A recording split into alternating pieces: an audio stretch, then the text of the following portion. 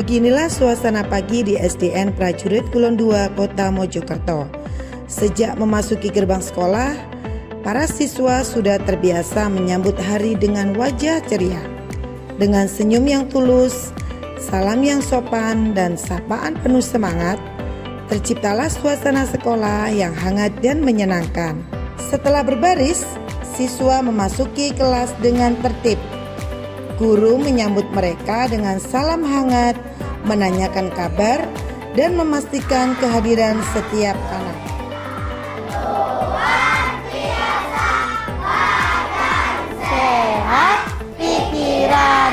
Kemudian, salah satu siswa diminta untuk memimpin doa di depan. Agar lebih semangat, siswa diajak untuk melakukan tepuk 7 kebiasaan anak Indonesia hebat. Tepuk ini mengingatkan mereka akan nilai-nilai positif dalam kehidupan sehari-hari.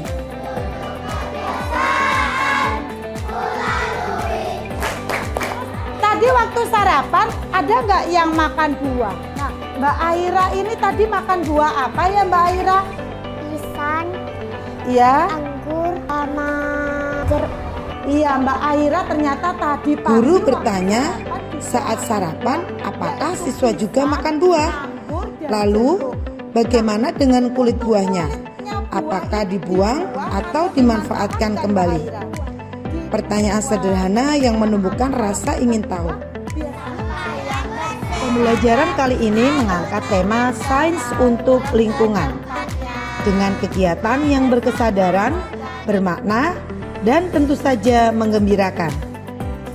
Para siswa tidak hanya belajar dari buku atau teori, tetapi mengalami langsung proses belajar, dari memahami, mengaplikasi, hingga merefleksi. Namun, sebelum memulai proyek, guru terlebih dahulu memutarkan beberapa video edukatif tentang sampah organik dan non-organik, serta dampak negatif jika kita membuang sampah sembarangan. Dengan pembelajaran seperti ini, siswa tidak hanya mendapat pengetahuan, tetapi juga membangun kepedulian dan tanggung jawab terhadap lingkungan sejak dini. Di sungai sehingga menyebabkan banjir kalau ada hujan. Guru menjelaskan kepada siswa tentang manfaat sampah organik, khususnya kulit buah segar. Sampah yang sering kita anggap tidak berguna ternyata bisa diolah menjadi sesuatu yang bermanfaat, yaitu ekoenzim. Terkait hal ini, kegiatan yang akan dilakukan bersama yaitu membuat ekoenzim bersama dengan berbagi tugas. Anak-anak tampak antusias dan gembira. Sebelum memulai, guru dan siswa menyiapkan alat dan bahan yang dibutuhkan. Bahan utama terdiri atas gula merah, aneka kulit buah segar, dan air dengan perbandingan 1:3:10. Artinya 1 kg gula merah, 3 kg kulit buah segar, dan 10 liter air. Siswa mulai mengumpulkan kulit buah yang mereka dapatkan dari program makan bergizi gratis. Setelah itu, mereka menuju kantin sekolah untuk mencari tambahan kulit buah. Permisi Tante Nina, apakah kulit buahnya biasanya dipakai? Enggak, biasanya saya buang. Bolehkah saya minta? Iya, boleh. Semua bahan kemudian dicampur sesuai takaran, dimasukkan ke dalam galon bekas dan ditutup rapat. Proses inilah yang akan menghasilkan cairan ekoenzim alami yang sangat bermanfaat. Masukkan 10 liter. Ya, galonnya. Namun, hasilnya tidak bisa langsung didapat. Untuk bisa dipanen, ekoenzim harus menunggu proses fermentasi selama 3 bulan. Inilah pembelajaran nyata yang penuh makna. Dari kulit buah sederhana, lahirlah pengalaman berharga tentang kepedulian lingkungan, kerjasama, dan kesabaran. Setelah menunggu proses fermentasi, tibalah saatnya siswa menyaring ekoenzim yang sudah jadi. Cairan hasil olahan kulit buah ini kemudian ditakar sesuai kebutuhan untuk dimanfaatkan sebagai pupuk di taman sekolah,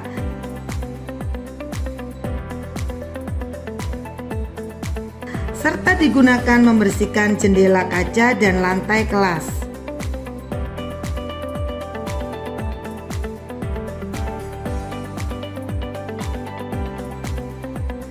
Guru juga menunjukkan beberapa manfaat ekoenzim bagi lingkungan dengan menayangkan gambar melalui LCD sehingga siswa makin memahami betapa besar kegunaan cairan alami ini.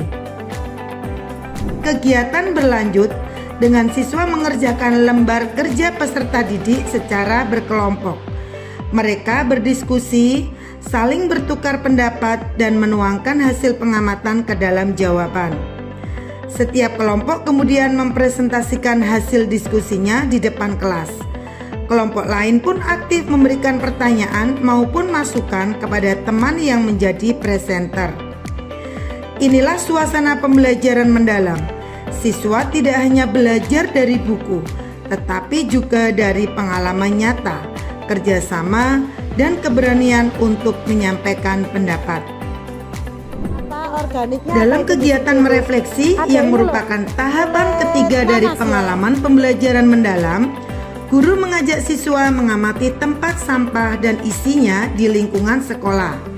Dari pengamatan sederhana ini, guru memberikan beberapa pertanyaan dan mengajak siswa berdiskusi tentang pentingnya membedakan sampah organik dan non-organik. Seharusnya sampah organik dan non-organik dipisahkan di dua tempat yang berbeda. Namun, ternyata belum semua siswa melakukannya dengan benar. Dari sinilah muncul ide kreatif dari salah satu siswa, yaitu membuat tempat sampah organik dan non-organik dari galon bekas. Gimana jika kita membuat tempat sampah dari galon bekas yang organik kita cat warna hijau dan yang non-organik kita cat warna kuning? Ide sederhana ini menjadi langkah nyata untuk menumbuhkan kepedulian terhadap lingkungan sekaligus melatih kreativitas siswa. Melalui refleksi, anak-anak belajar bahwa menjaga kebersihan sekolah bukan hanya tugas bersama, tetapi juga tanggung jawab pribadi yang bisa dilakukan dengan cara yang kreatif dan menyenangkan. Untuk mengetahui pemahaman mereka, guru memberikan asesmen sumatif berupa lembar evaluasi individu. Tidak hanya itu, guru juga menyampaikan pertanyaan reflektif kepada siswa. Sampah seperti kulit buah bisa dibuat ekoenzim yang banyak sekali manfaatnya. Oke, kesimpulannya itu ya, ternyata sampah yang ada di sekitar kita, sampah organik seperti kulit buah itu ternyata bisa kita gunakan untuk ekoenzim dan banyak sekali manfaatnya. Guru kemudian menyampaikan pesan moral bahwa sampah harus dimanfaatkan dengan bijak sebagai bagian dari upaya melestarikan sumber daya alam. Kalau kita sudah tahu manfaat sampah organik, maka kita sebaiknya apa? Memanfaatkannya dengan baik, karena sampah itu ternyata masih punya manfaat. Sebelum menutup pelajaran, guru memberikan informasi tentang materi berikutnya, yaitu mengenai sampah non-organik dan pemanfaatannya dalam kehidupan sehari-hari. Guru juga membuka ruang masukan dari siswa terkait metode pembelajaran yang akan digunakan pada pertemuan mendatang. Pertemuan yang berikutnya. Pembelajaran hari ini memberi pengalaman nyata bagaimana ilmu sains dapat diterapkan dalam kehidupan sehari-hari sekaligus menumbuhkan kepedulian terhadap lingkungan. Anak-anak belajar bahwa menjaga kebersihan dan memanfaatkan limbah bukan hanya tugas orang dewasa, tetapi bisa dimulai dari langkah kecil di sekolah. Inilah akhir dari rangkaian pembelajaran hari ini. Sebuah proses belajar yang tidak hanya menambah pengetahuan, tetapi juga menanamkan kesadaran untuk menjaga bumi kita bersama.